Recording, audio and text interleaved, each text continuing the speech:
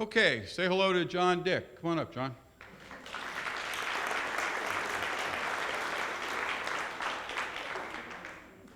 There she is. He's here with his wife, Jackie, who is a recently retired letter carrier, right? Yeah.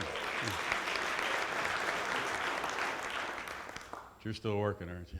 Yeah, okay. Okay. Oh, yeah. I'm still working.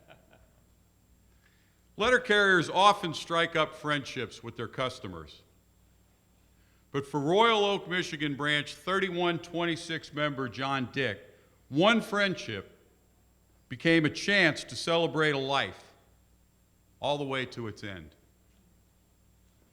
John is a motorcycle enthusiast, which is why he bonded with customer Greg Glovics. When he noticed Greg's motorcycle one day while delivering the mail. And after Greg suffered a burst blood vessel in his brain, John delivered cards and letters from well-wishers right to his friend's hospital bed and visited Greg throughout his 7-month hospital stay. Greg's health was still declining when he finally made it home, and he couldn't walk or speak.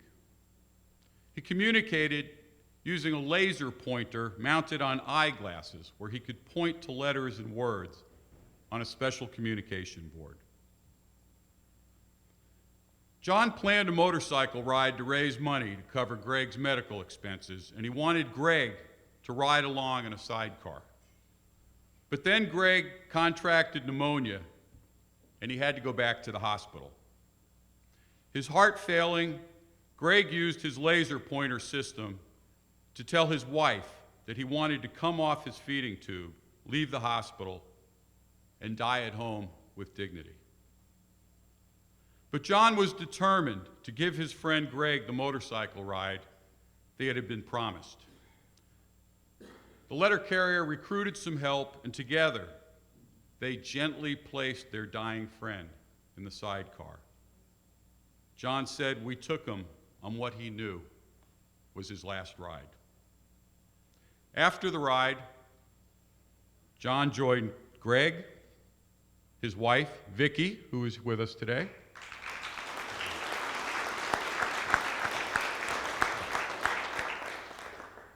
and neighbors at his home for a celebration of his life. And after Greg passed away, they held a motorcycle-themed funeral in accordance with his own request. Our judges were struck by how John stuck with his friend to the very end and made his last moments of life special. So please join me in honoring John Dick as our 2013 Humanitarian of the Year.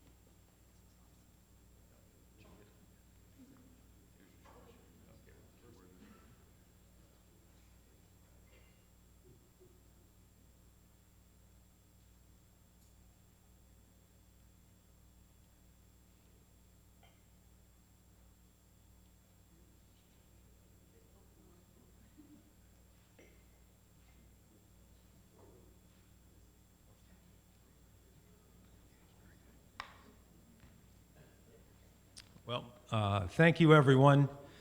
First, I want to say I accept this honor in the memory of my friend Greg.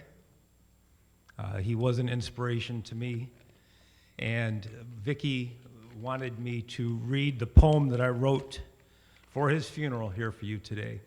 But before I do that, as I look at all these faces here of you heroes, I hope the decision makers that were charting the future of the United States Postal Service, this great vital institution, have your images ingrained in their brains as they decide which course, what shape our United States Postal Service will take in the future.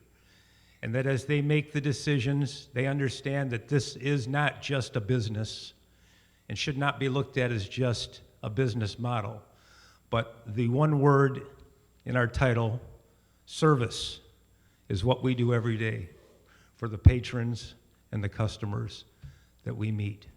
So please, decision makers, let us look for creative and innovative ways to not contract what we do for the American people, but ways that we can expand service for the American people.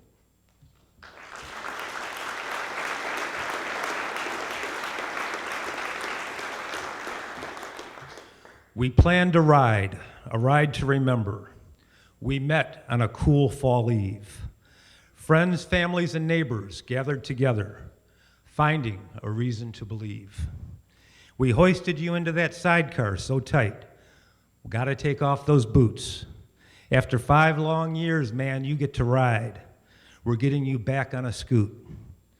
The look on your face so full of delight, you were grinning from ear to ear. We roared down Main Street with our shining parade. All that's missing was a case of cold beer. We cruised up Woodward. You told us go faster, always having that need for speed. Hell, I know if you could, and you certainly would, have passed us and taken the lead. When we got back to the house, cheers and clapping erupted. We successfully completed that ride. You stayed in that sidecar, drinking tequila with your buds. So much happiness, no one could hide. With your lid and leather on, sitting in that sidecar, I saw you look at your bride. It was plain to see, for even a blind guy, to know your love would always abide. I don't know if there are Harleys in heaven, but that's something us scooter tramps like to believe. When a dear bro passes, imagining you on a hog in the clouds, it's that thought that helps us bereave. Dick Bro glove box, I'm gonna miss you, man. Life without you I still cannot see. So down here and right here, it's perfectly clear. You'll always be riding with me.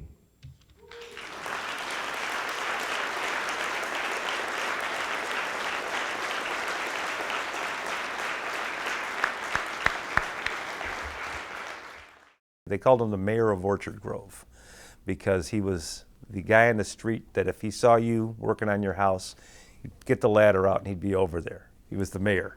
He had a sense of humor and cockiness, and we clicked. Some people click and some don't, and me and him clicked. And they realized he had a brain aneurysm, and he had the option of getting surgery, a very risky surgery, or walking around with this thing, which was potentially fatal at any given time. After the surgery, they told his wife everything went well. They couldn't have asked for better results. For whatever reason, the next day he had 2 seizures and became a quadriplegic and was never able to move again. There was hope, and then there was disappointment, hope and disappointment. And this went on for 4.5 years. And his wife would call me up sometime because he had to have 24-hour care, and it was always female caregiver. She goes, he needs some guy time. Can you come over? She'd meet me at the door. And I said, I'll be over after work. And we'd have guy time. At about the 4.5-year mark, he says to me, let's plan a poker run. This will be fun. He says, I want to get back and see some motorcycles. It'll help, maybe we can raise some money to help pay my bills, but most of all, it'll just be fun. 1 week, almost to the day before the poker run, he got pneumonia, and he had to be taken to the hospital. And then he developed bronchitis, and he missed the poker run. He told his wife maybe a few days later, he said, take me home. I've thought about this a lot, and I'm ready to make my peace. I'm not living like this anymore. So we get him in the sidecar, and we take him for a ride. We don't know how far we can take him because he's got a foam board behind his head, he's got hospital tape wrapped all around him, and his wife's on the back of the bike holding his head. This is a family thing, you know, and people think of their letter carrier that way. A lot of folks think of them as an extended part of the family. And it is the social interaction. We're not just there strictly for business. And as much as we're trying to be pushed into just being a business, we're not. It's not just a business, we're a service. It says it right in our name, United States Postal Service.